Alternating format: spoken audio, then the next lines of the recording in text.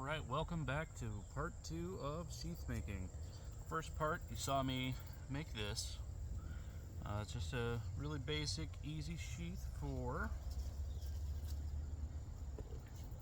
this knife. Did it all in the woods. Pretty much just wet formed it. Saw me like do the forming of it and everything, let it dry, made like a little bit of a clamp.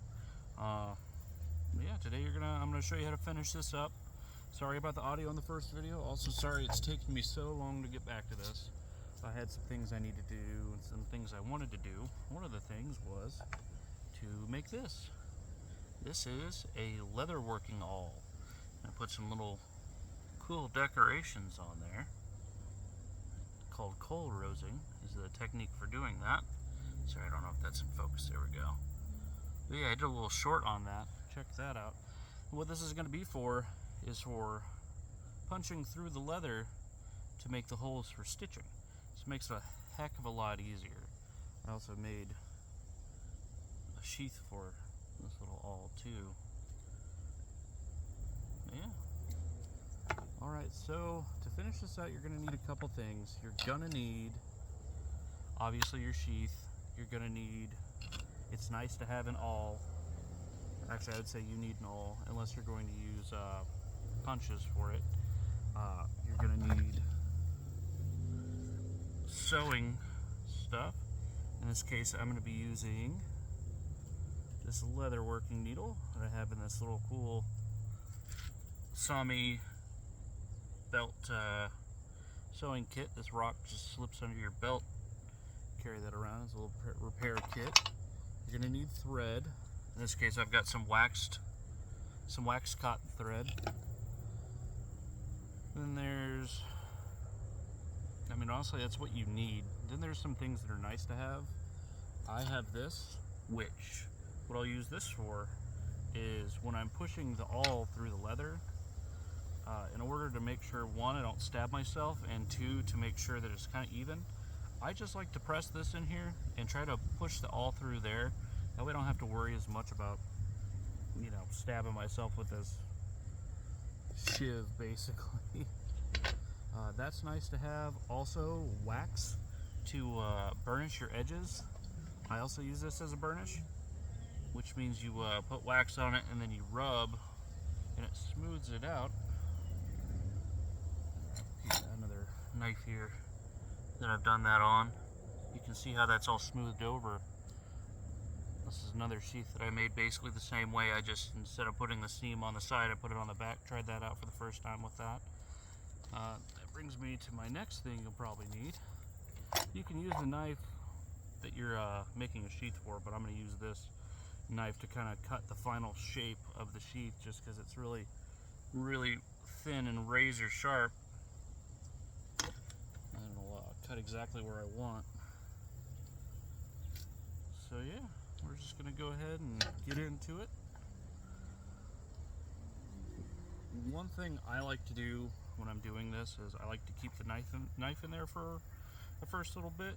That way I can kind of see how it sits within the sheath, how much extra room there's going to be in everything, you know, where things are going to line up and all that. It's kind of got warped since I worked on it last. So yeah, so when we're first starting out, I'm going to go ahead and start shoving this through. You don't want it too close. You just kind of rock back and forth with this awl.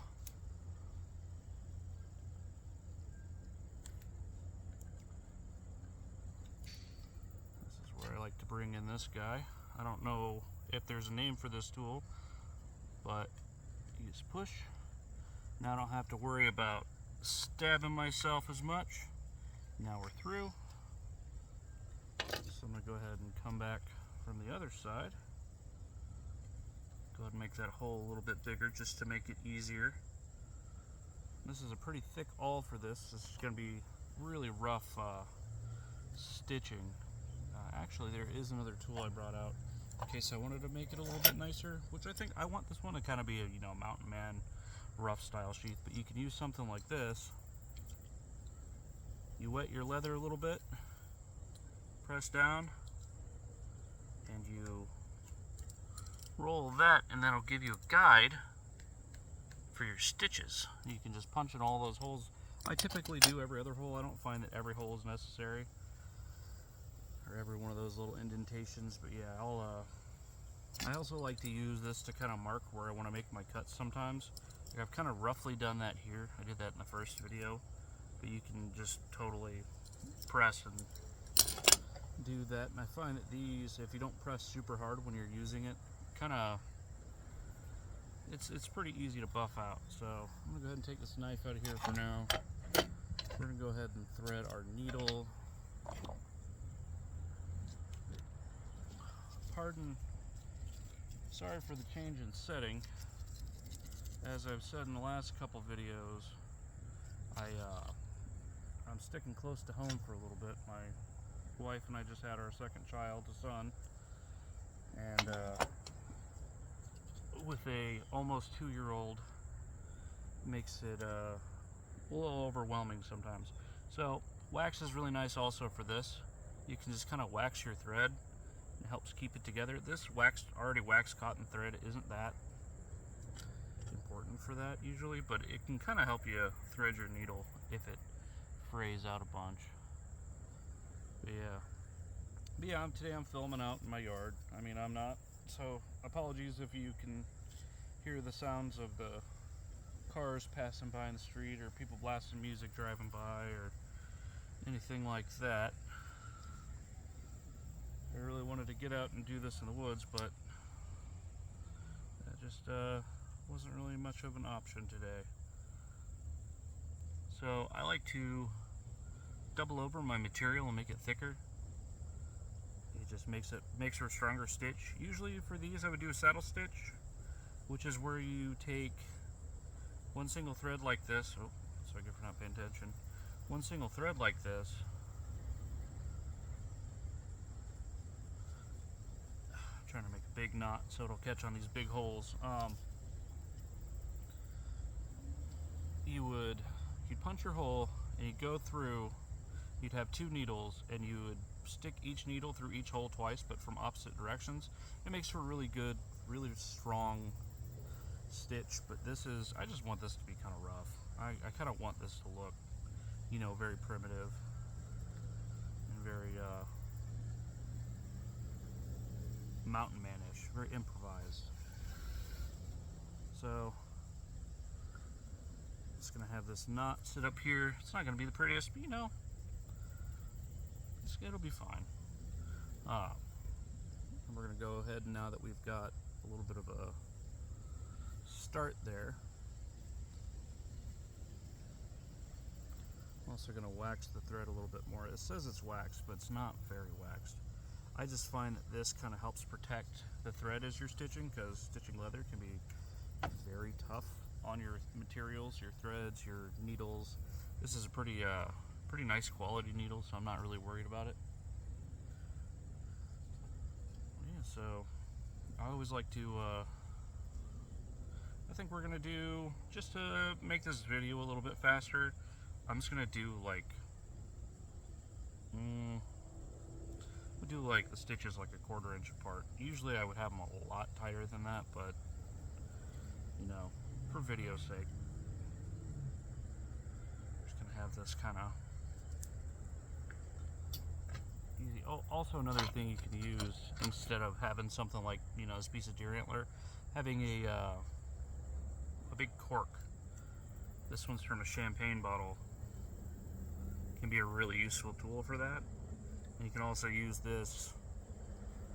I actually was using this as the sheath for this awl before I came out, and just improvise this one out of a stick. I mean, this is green. It's actually from the same sapling I had chopped down to make this. I did that. I forged this on a live stream a couple weeks back. So I've got that hole. I'm gonna come through this other side. Just kind of even the holes out.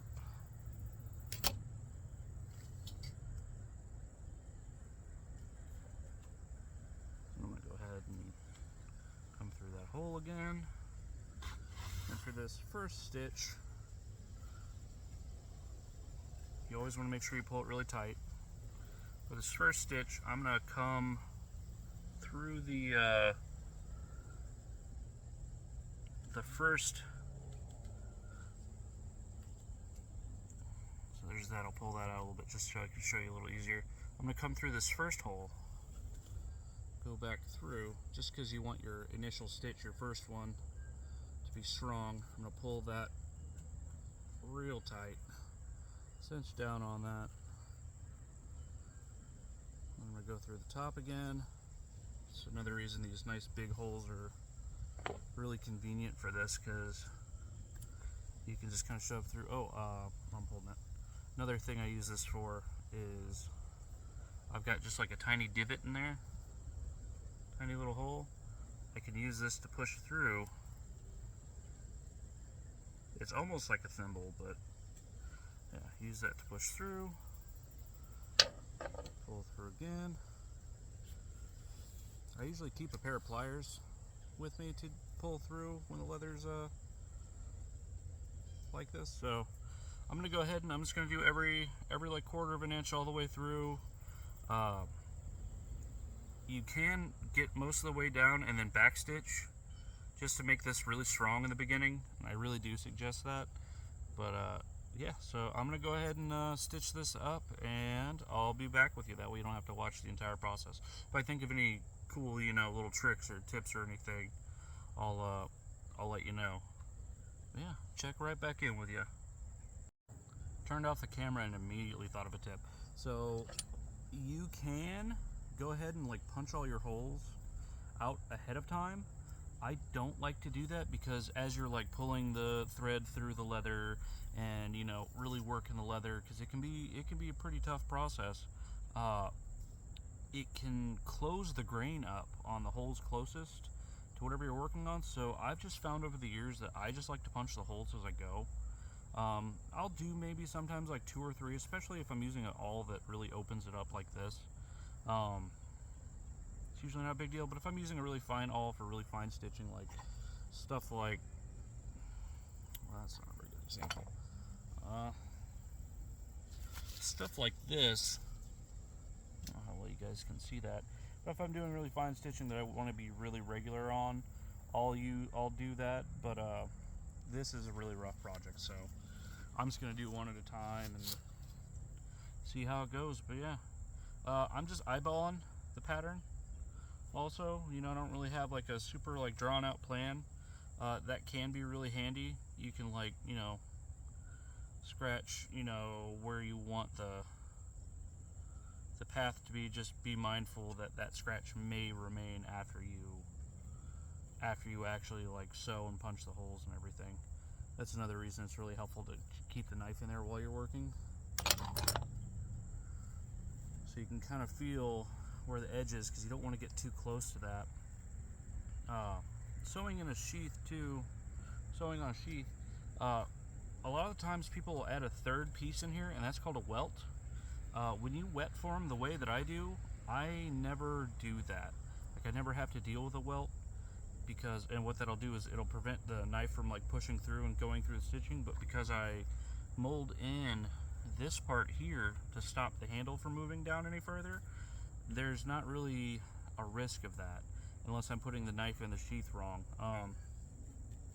But yeah, so I'll check back in with you. I'm going to get this most of the way stitched up, and I'll teach you how to finish it and ways to hide the knots at the ends.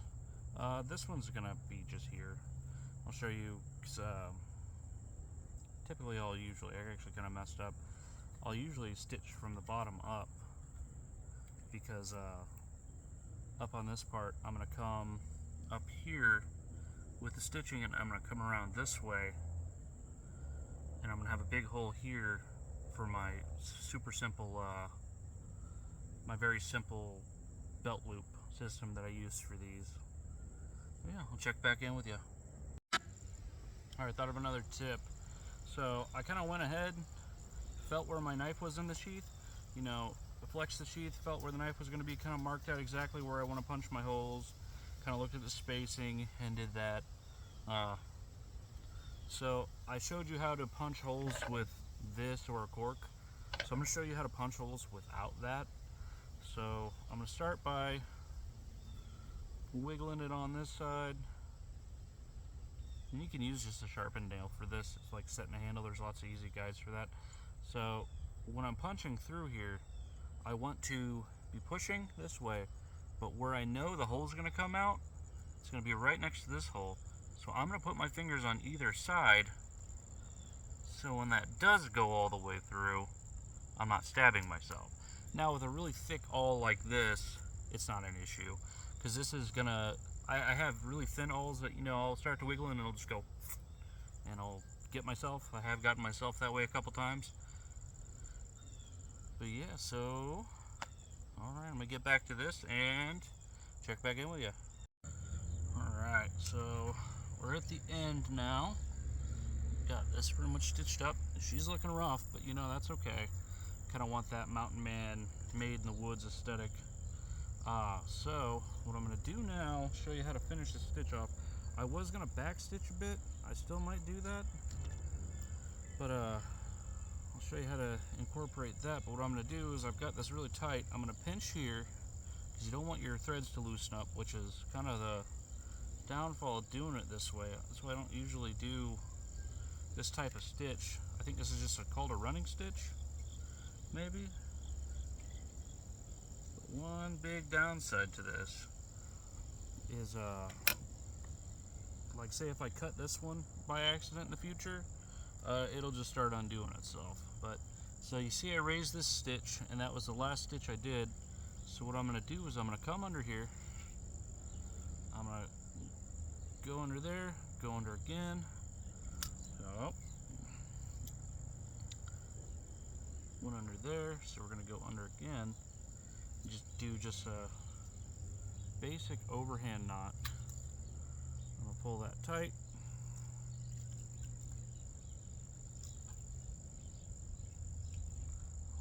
Wax thread does not want to slide very well, so we're just going to go ahead and go through the last hole again, making sure, because this is a very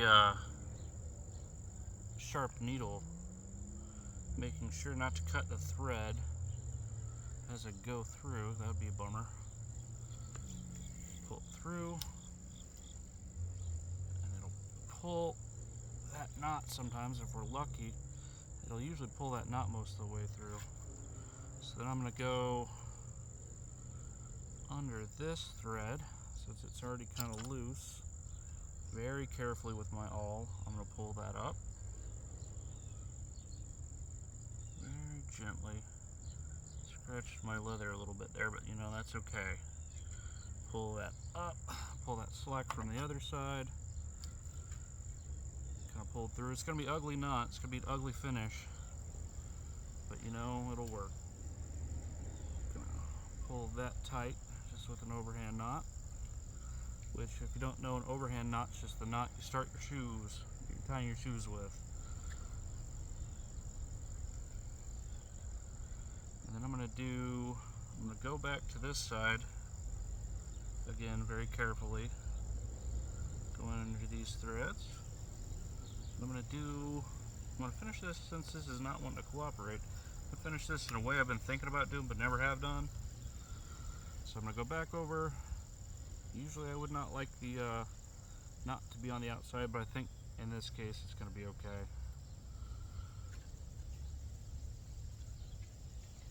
Kind of making this up as I go. Back under this.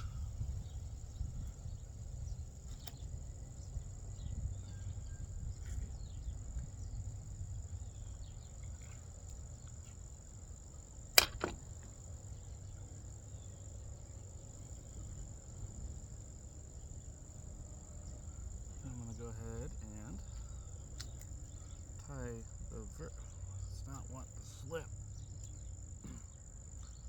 Tie that very last knot there, and then I think what I'm going to do is I'm going to cut this and leave this a bit long, because I'm going to use this to I think tie a little bead or something hanging off the end of this sheath.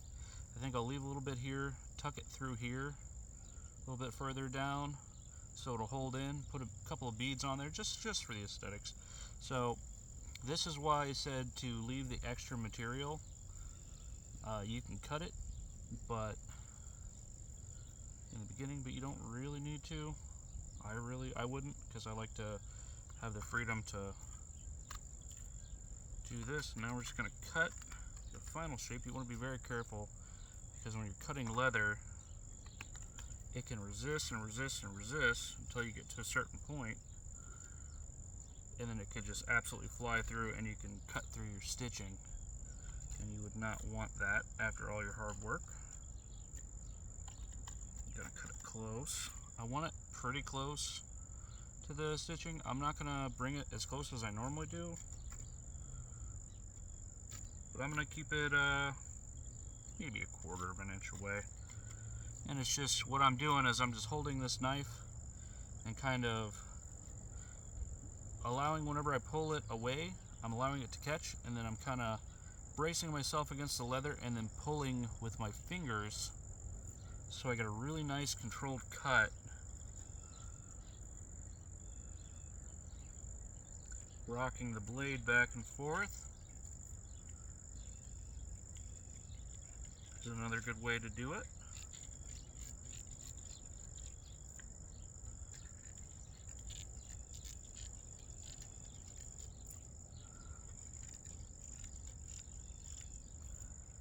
You want to be slow. You don't want to rush too much for this part. I think I am going to, yeah, I'm just going to cut, now that I'm at the end and not worried about cutting the rest, I'm going to cut and leave a little bit of a divot. I kind of left an opening here in the bottom. I usually wouldn't do that, but I don't know, this material did not want to cinch up on the leather very well. So, I mean, hey, that's not a flaw, that's a feature. Because now when I'm in the woods, and water gets in my sheath when I'm out there and when it's raining, it'll come out the bottom. Won't rust out my knife so bad. Hey, how about that? So I'm going to leave that for now. I'm going to come up here and finish cleaning up this little bit. I want to leave some. So normally whenever I would do this style of sheath, I would put stitches along the outside here, which I suggest, but I'm not going to do that because I think it kind of goes with the rough, primitive aesthetic of this particular sheath. I'm kind of going for like something that was really quickly improvised in the woods kind of vibe, which I mean it was. I had that knife out there, I had some spare leather in my craft it kit. So I got this little nubbin here. I'm just gonna go ahead and I've got these little scissors. I'm just gonna snip that off because I don't want to keep fighting with that. That's why I really like these little scissors, because you can use them as pretty good little leather shears. So what I'm going to do now, put this knife away. Oops, sorry, I'm going to bump you guys.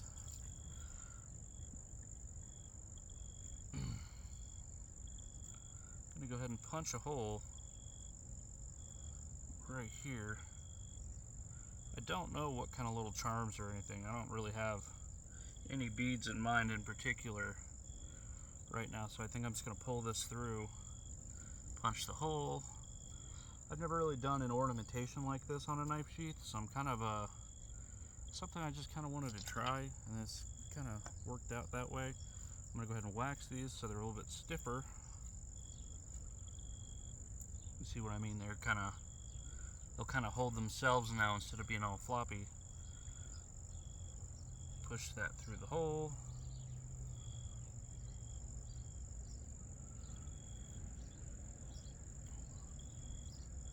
And I think I'm gonna have it come back through here. Back through here. And like I said, I'm just kind of making this up as I go. I usually don't finish my stitches at the bottom like this, but I thought it would be kind of cool to try something different. A little bit of experimentation live. And I'm going to go ahead and tie overhand knot, over, under, tie it closed, and then I think I'm going to leave this free until I put something on. I think I'll put a twist in this, so it'll be like cordage, and then I'll just tie a couple beads on here. I think that'd be cool. So now using this awl. I'm going to show you how I usually finish these out.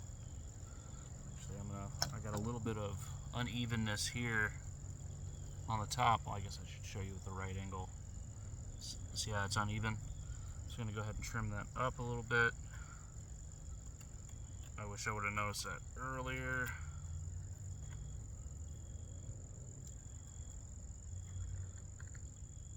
Go ahead and taper this. I mean, honestly, with like stuff like this, there's no real wrong answers. Just kind of improvising is fine. I think it gives your stuff to a little bit more personality. You don't want anything to be too perfect, really. So I'm going to look at this. This all looks pretty even. I do see that it's a little bit higher on this side, so I'm going to go through, kind of even that out, because that'll make for a nicer finish. I don't want it to be perfect, but I also don't want it to look too rough. This one's already like, I would say this is probably my ugliest sheath I've ever made, but I kind of want it to be. So you can use either a knife. I would set this down on a log or something. You could push a knife through and make a hole, but since I've got this awl with this really big, thick top taper, I'm just going to go ahead and push this through. Make sure I'm not poking myself. Handy dandy bush thimble, question mark? I don't really know what to call this thing. The way I use this is I'll just kind of hold it. I'll press it against where it's coming out. I'll hold it in my hand and then I'll hold the material like this and then just push against it. Now I don't push too terribly hard because this can still slip and I can still stab myself, but this makes it a lot safer. This is a square awl, so it'll kind of cut the material as I'm going. So I'm going to go ahead and back out because I like the size of that already. That's just a decent size hole. Come from the other side. Push through. I think I do want to make it just a little bit bigger because I think the leather that I'm going to use is a little bit thicker.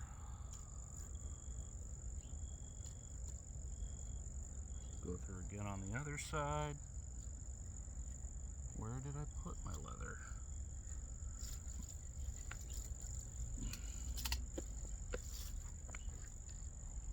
Huh. Well, how about that? I'm gonna steal it off of this one.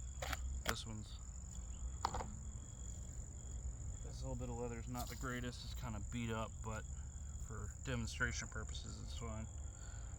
Actually, wait. Nope, I just threw it in my pocket.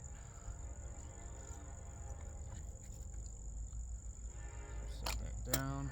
Sorry about the train coming through. You know, it actually, before I put the last little bit on, I'm gonna rub this leather, this edge. I'm gonna come back when the train's gone. Be right back with you. Alright, we're back. I got this all waxed up, edges trimmed down. So what I'm going to do is I'm going to take something smooth and round and just rub on there. Now, an important note, if you're going to dye your leather, don't put the wax on until after you've done that, because this will keep the dye from absorbing. You can kind of see how it's closing that up. Now, as opposed to up here where it's all open, this part will probably actually stay open because I didn't stitch it together. But even down here, you want to do it somewhat quick too, because it will kind of melt the wax and, you know, lay everything down really flat. It just makes for a nicer looking sheath, and I think it also protects the leather a little bit. I'm not going to dye this piece because I just kind of want the non-dyed leather look. I'm going to waterproof it too, which will also darken it anyway, so yeah. And then you can come in on the side and kind of hit it on the side and kind of taper down your stuff, your edges. I don't want this to look completely like it's my first sheath. which it definitely is not. Yeah, so you can hit the top with it, same thing. So we're going to go ahead and put this through, which I'm going to go ahead and wax this as well. This is why I always carry wax in a belt kit, or I always take wax out with me, especially if I'm considering making anything. It just makes everything a little easier. It's going to make getting this through this hole just slightly easier.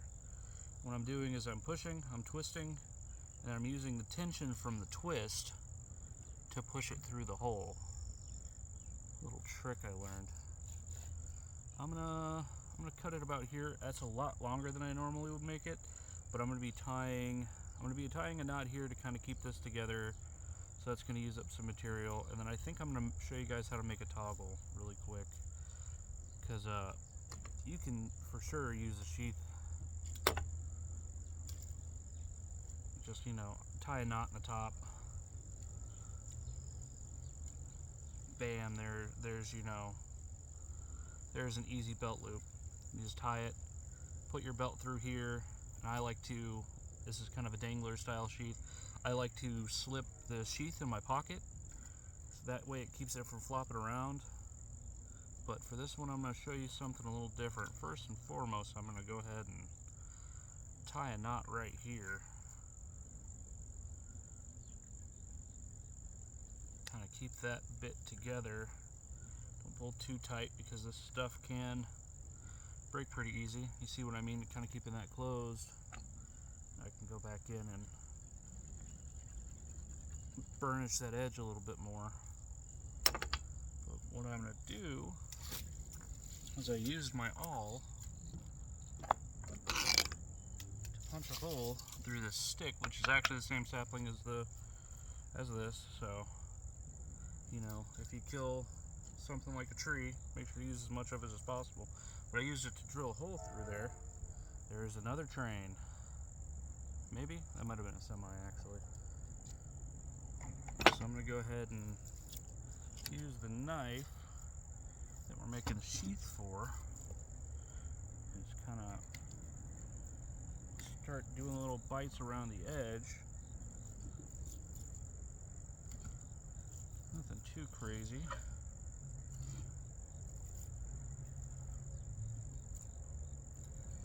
Just to start going through.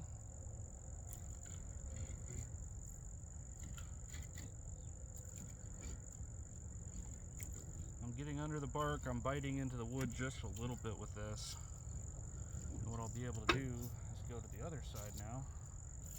Do the same on the other side. You kind of want to keep it just about the same distance. So, right about there-ish. It doesn't have to be perfect, especially not for this one. Take little bites around the edge, which means I'm just pushing it into the wood, under the bark and into the wood. And this is not a necessary step at all. I'm just doing this kind of because I want to, you know?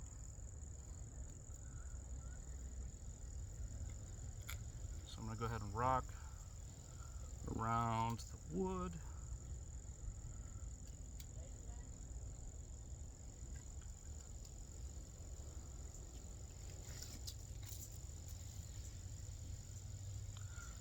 Rock around the wood, make cuts around it.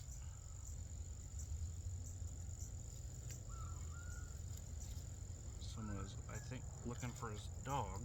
Apologize for the noise. Rock all the way around. Just make it a really shallow cut. And I should be able to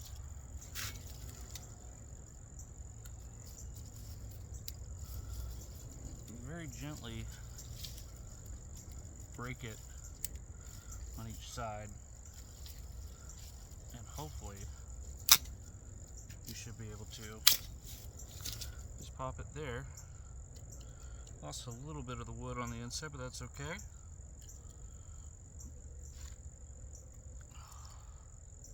Did not leave this big enough, I don't think, to be able to snap that off easily.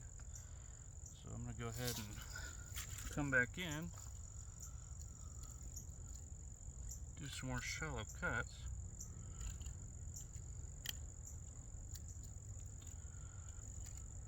This may be a little bit of a failed experiment.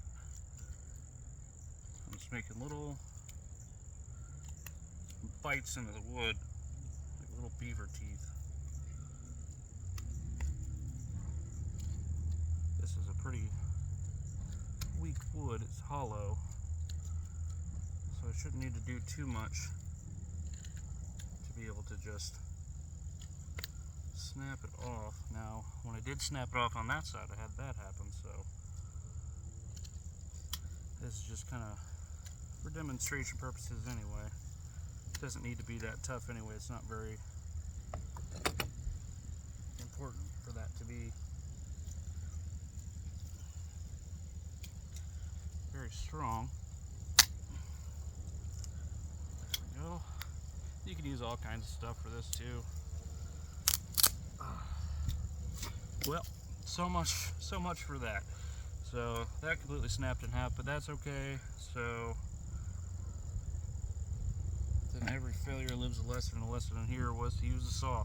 So this is what I mean by pithy core on stuff, totally unrelated. I know you're here for a knife sheath, but you're getting a little bonus lesson. So I'm gonna go ahead and drill through here very carefully, not to stab myself. Make sure I'm on camera. In case I do, be very funny, haha.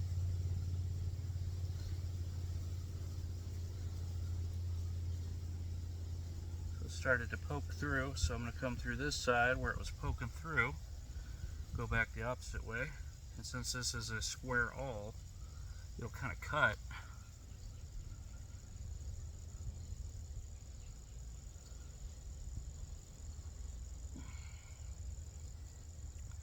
Split this piece again. This wood's not very, like I said, very strong. Now I'm not applying a lot of pressure. Oh, yep, got myself there. Split that wood. That's why you don't do that. Get a little bit of a boo-boo, ouchie boo-boo, you know, that's fine. I don't think it was in the cards. So basically what you do with that, I already have an example here. I can show you guys. I'm not bleeding too much. I don't think you can show blood on YouTube. Just a little poke. So this rock is like perfect. So we'll use this as an example. Say my hand is your waist and you got your belt on. So what you do, this is your belt.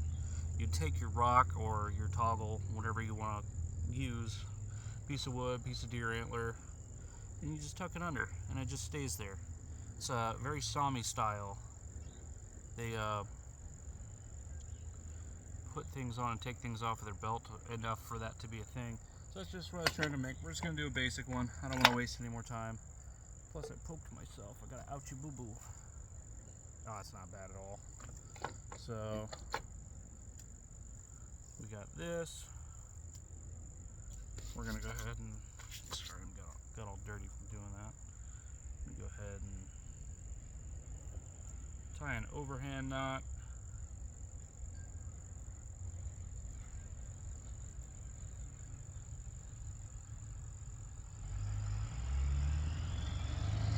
You could do 1 or 2 knots on here. I found that 1's been fine for all my sheets that I've done this with. I'm going to shorten this. Like I said, I was going to put that toggle on there. I may still put a toggle on here, but it doesn't necessarily need to be on the video. But yeah, so that's pretty much how you do it. You always want to test fit your knife in there. So because of the way I stitched this, I can see that this knife blade ends right about here, which I always give myself a little bit extra room, just so it doesn't poke through the bottom.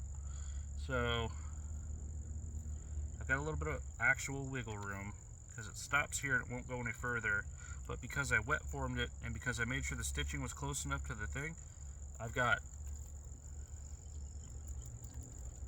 really good knife retention, but it's not so firm that I can't easily pull it out when I mean to. But yeah, it's not easy to get that out now, unless you want to. So we're going to go ahead and finish it with some ink oil, which this is the same stuff that I use to kind of waterproof the blade. I'm just going to take a good finger-sized piece, just rub it in, and you'll see that it'll darken. Make sure to get your threads too. I really like that color it's coming in. What this does is it protects the leather. It makes sure to, or it makes it more water resistant, rot resistant. It's just a good, if you're going to put anything on your sheaths, just some sort of waterproofing. I make my own, which I'll probably do a video about that in the future. It's just beeswax, linseed, boiled linseed oil, and mineral spirits. But I'll show you guys how to do that if you're interested. If you're interested in that, let me know, because that one's a little bit stiffer and you kind of have to heat it to get it in. But yeah, I can see that the waterproofing, the mink oil, which you can just get this on Amazon. Sometimes they sell it. I think they sell it in the shoe section at Walmart, or at most superstores. Yeah, it took a really nice color. I think it matches the knife pretty well. It's got that rough look that I was looking for. A shame that my markings don't come out very much. I'll probably add more later on. All you have to do that is just kind of get the sheath a little bit damp, which, like, from the outside that'll be hard, especially since I'm waterproofing it. Make sure to get your edges. Make sure to get your belt loop here.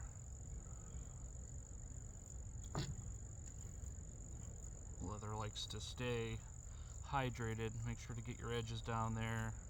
While you're stitching is really important. So what I'll do with this is I'll let this sit for like 15 minutes and then wipe it away, any excess that hasn't soaked in. And if it just keeps taking it, just keep adding it. Especially for your first time, you don't want to do that too often because you can oversaturate your leather with waterproofing. But I think this one's going to be fine. Actually, while the train was going by, I carved a little bead. The train took a long time. I carved like the Viking rune for protection. Thorazaz, I believe it's the rune of Thor. I'm a big nerd when it comes to Viking stuff, so just show this kind of. I use the awl to push through there. So yeah, we'll go ahead and tie a couple knots, just till it's big enough to hold that on. Normally I would put a smaller bead on here that I could just use one knot for, but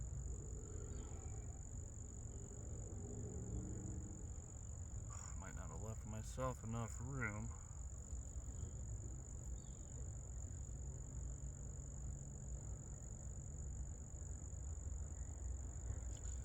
What we're just gonna take, perfect.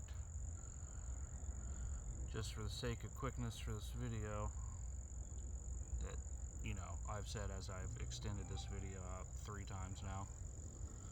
Doing one more thing. Just gonna tie this on here just for demo purposes. I don't think this is gonna be the permanent thing that I leave on here, but it might be.